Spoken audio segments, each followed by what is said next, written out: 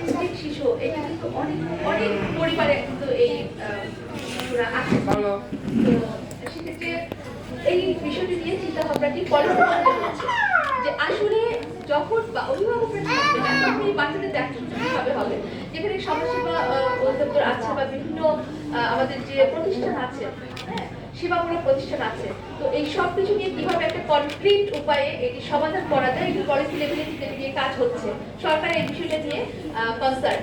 তো এবং যেখানে যেমন যে অ্যাক্টিভিটিস গুলো আমি দেখছিলাম এখানে রশিদে আমরা এই স্কুলটিতে যাওয়া হয়নি, স্কুলটিতে আমি যাবো।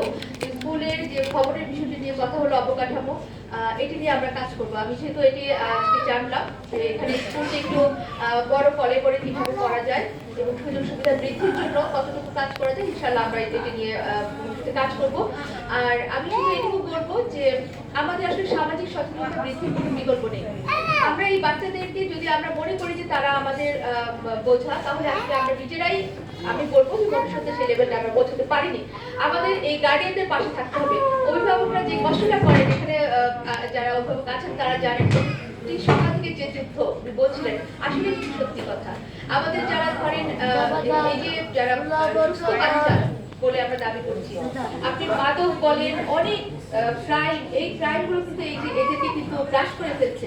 হ্যাঁ, তো সেখানে এই সমস্যাগুলো গার্ডিয়ানরা আমি এক এক জায়গা থেকে প্রবলেম ফিল করছে। তো আমাদের এই বাচ্চারা যারা আছে, এই বাচ্চারা কোনো অপরাধ করতে পারে না, এরা কিন্তু নিষ্পাপ। হ্যাঁ, এরা কিন্তু কোনো অপরাধী হওয়ার তাদের কোনো সম্ভাবনা নেই, তাদের মনের যে নিষ্কলুষতা। তো আমাদের শুধু এতটুকু দায়িত্ব